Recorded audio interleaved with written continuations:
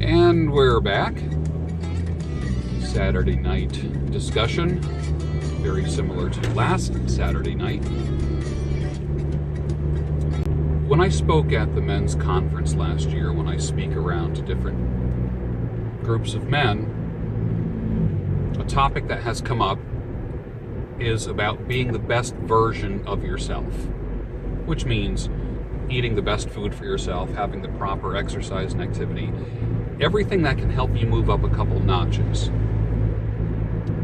And when it comes to a man being the best he can be, it's the whole psychology of being the best version. In the beauty industry, I just call it optimization, to make a person look the absolute best that they can be with what they have. And the first thing a man has to work on is what I call the holy trinity of handsome, or the trifecta, which is hair, skin, and teeth.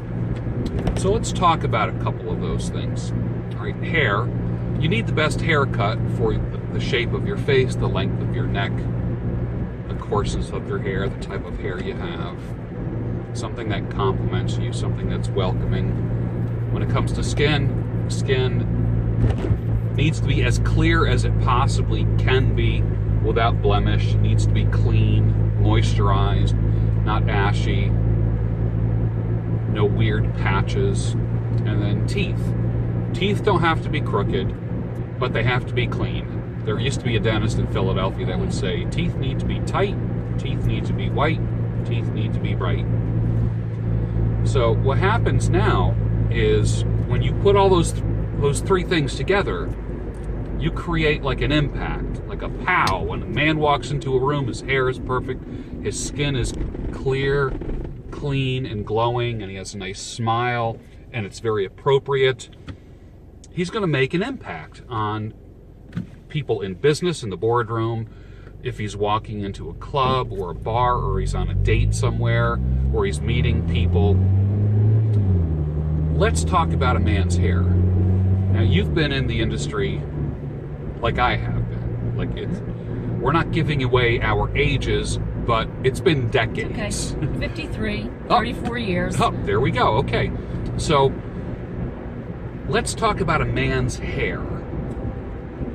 What would you teach the men out there watching? And there's a guy out there who's wondering what is the best haircut for him, and he might be losing his hair, or what advice would you give a guy? I usually address issues with my male customers regarding hair loss, number one, because I see a lot of that happening these days, along with my female clientele too, believe it or not. Mm-hmm. But the men have, I would say, a fear of it happening, number one. I have men that come into my chair and they have a full head of hair, but they always ask me, am I losing my hair?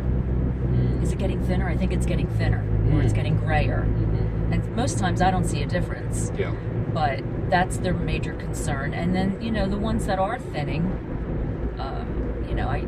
we always address that issue, and I try to give them ideas on, what they could do to make it look better as it is thinning. Because would you cut a man's hair differently if he was thinning and receding than a man who doesn't have thinning or receding hair? Yeah, I think it's a wise idea to go shorter.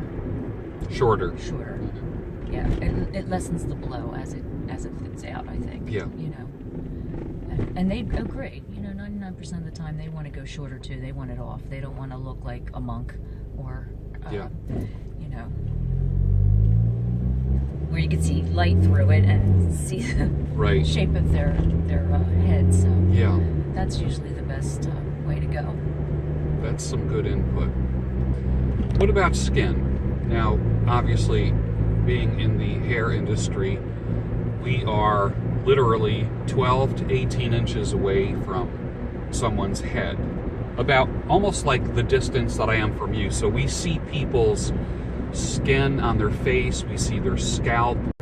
What would you tell a man about his skin? Well, I see a lot of bad skin, number one. I don't see a lot of good skin on men. of any age.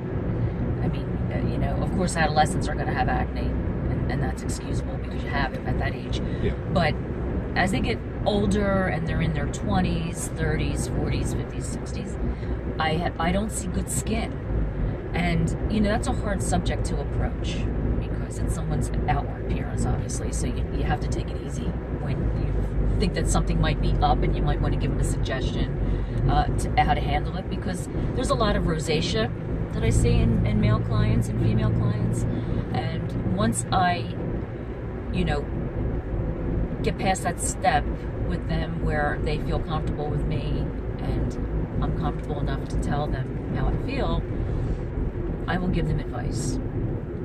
I will tell them, I will ask them, number one, is, you know, has your skin been bothering you lately? It looks a little red, it looks irritated. How's it been feeling to you? And then they'll open up, and, you know, they'll feel a little bit more comfortable telling me, you know, if there is an issue going on, or, you know, straight out, what can I do about it, Chris? So, you know, I'll either direct them on what to use over the counter, or, you know, if it's something that I think a dermatologist has to handle, then I'll recommend a dermatologist. Okay. Let them go What to about that and dandruff in guys? I don't see a lot of dandruff in men. Okay. I see a lot more in women, and I don't Do you even really? know. Yeah, I think it's two things. It's one, product buildup, because women love to use a lot of hairspray. A lot of the gels. flaking that you see A lot isn't. of flaking is product buildup. It might not necessarily be Yes. skin, but more Exactly. product, like flaking off. Exactly, and Yeah. I can tell the difference. I mean, a lot of that lays on the hair surface, you know, not the scalp. Yeah. The dandruff is on the scalp, and I think that is really because a lot of women have thick hair and they don't rinse their hair thoroughly enough to get rid of shampoo, conditioner. Yeah. So, you know, all that starts to build up on the scalp, and then Sure. that's the result of it. So I always tell them, rinse your hair, rinse. 2 shampoos and a really good, and that usually takes care of it. Now, what about smile? I don't have the straightest teeth, but I keep them clean. I brush, you know, like a maniac, and I floss, whatever. And, you know, I guess I know some people that went and got braces as adults, but I don't think that's as important as just having a clean, bright smile. You have a beautiful smile, and you don't have that issue. What would you say to someone about their smile? I think that what I need to address is breath before a smile. Oh, how interesting. Oh my gosh. So that's part of the holy trinity of handsome then. Yeah, breath is a big part of it. Isn't that something? I mean, you know, we're all, you know, we all have it from time to time. We don't realize it. It might be something we ate. We don't think someone can smell, but a lot of my clients smoke, and it's like if they would only put a breath mint in or do something before they come in to get their hair cut. Oh, how interesting. It's terrible. I find a lot of men are like that. There's a few women that are like that also, but men are like the biggest culprits of it. So that's number one. But teeth, I don't know. I've never even like approached that subject with anyone. Like I've seen, like I don't think like teeth have to be perfect. I mean, I know. I mean, like you said, as long as they're clean and. Yeah, I mean, there are some models that have. Remember that one model that had what was her name? Lauren Hutton. Remember, she had that gap. Split Madonna. Remember that? Yeah, and that became kind of like a signature look. It looks like they blocked off the streets. I have no idea what's happening up here. This is really interesting. It is. So parking is going to be fun. Is there an event going on? It looks like there's an event. I don't know if it's like some kind of like celebration day or something, but I do see, we did pass a whole bunch of motorcycles, but I don't know. We'll find out. So this is a complete surprise to me. All right, so back to the topic of the holy trinity of handsome. Would you say that those things are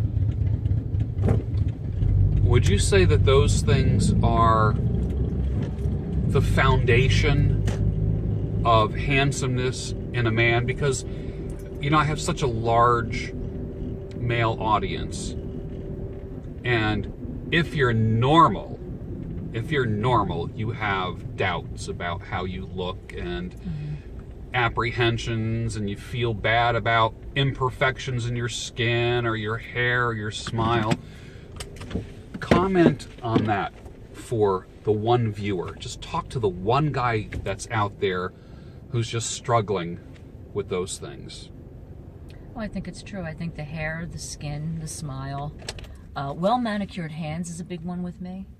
I see a lot of gnarly fingernails. And I think women look at that also. You know, it takes, what, a couple minutes just to get a nail brush, and whether you're in the shower, in the sink, or whatever, and just brush that through and get rid of I just did a video and a nice that. Filing of the nails. I mean, men get it. Hey, look, I do male How are manicures. my hands? Perfect. Beautiful. Okay. Beautiful. I wouldn't be sitting here with you if your hands weren't beautiful. You hear that, man? Yeah, so hands. You know, male manicures are a big See, thing, and I don't think a lot of I wouldn't have thought that. I wouldn't have thought that. But son of a gun, that makes a lot of sense. I because just like have a habit of looking at that. You know, if a dude is like on a date, like a first date, you know, and he's sitting across the table, you know, having a drink or a cup of coffee with a lady, she's scanning him, as I like to say.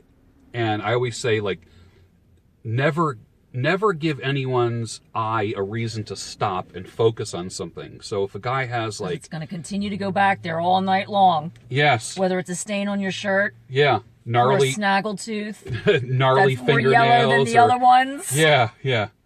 Just like messed up hands, oh, yeah. dirty fingernails. Yeah, that's gross. There's no reason for that. Because a woman would say, I don't want those hands touching me. Exactly. How soon... Exactly. All right, look, this is straying off the topic. How soon on a date does a woman say, would a woman say, I want those hands to be touching me, or I don't want those hands to be touching me? How far, like how many minutes in? Is it like almost immediately? It's almost immediate. For me it is. It's almost immediate. Yeah. And I think for most women, you know, that I speak with, they say the same women thing. size up a guy pretty quick. It's pretty instant. It's from head to toe. And it's got to be the complete package. You know, of course, there might be something a little bit off, and you know, you can't be that particular. How am I doing give somebody tonight? a All right? break. Am I all right? Yeah. Okay. You're good. You're looking good. But yeah, so I think it happens pretty instantaneously. It's just one of those things where you just boom, you know it or you don't. It's like. Well, we've gotten some insight from the other side tonight, guys, and the few gals that watch this. I'd like you to comment down below on the Holy Trinity of Handsome, the trifecta. And of course now that messes up the, you know, it's no longer a trinity, it's a now that we have hands, but I guess that can be part of skin. Like hair, skin, and smile. So it's not like when I was talking about the Holy Trinity of Handsome, I was thinking more of just like the skin and the face, but I guess hands You could go further down too to shoes, because that's another hot topic for me. I check Is that the right? shoes out if the shoes are terrible and scuffed up and like not worn. Birkenstocks with like long toenails. Oh my God, no! Nice pair of shoes. Nice pair of shoes. All right, the Saturday night discussion. Please put your comments down below. Make sure to subscribe to the channel. Hit the thumbs up button. And from the whatever festival is going on here now, because they did block off the streets, I have no idea. I kind of hope it's a food festival. That would be kind of cool. From in town, this is George and... Oh, I'm sorry, Chrissy. Chrissy. God bless America. Have a good night, everybody. See you. What a pleasant surprise. It was a bike night.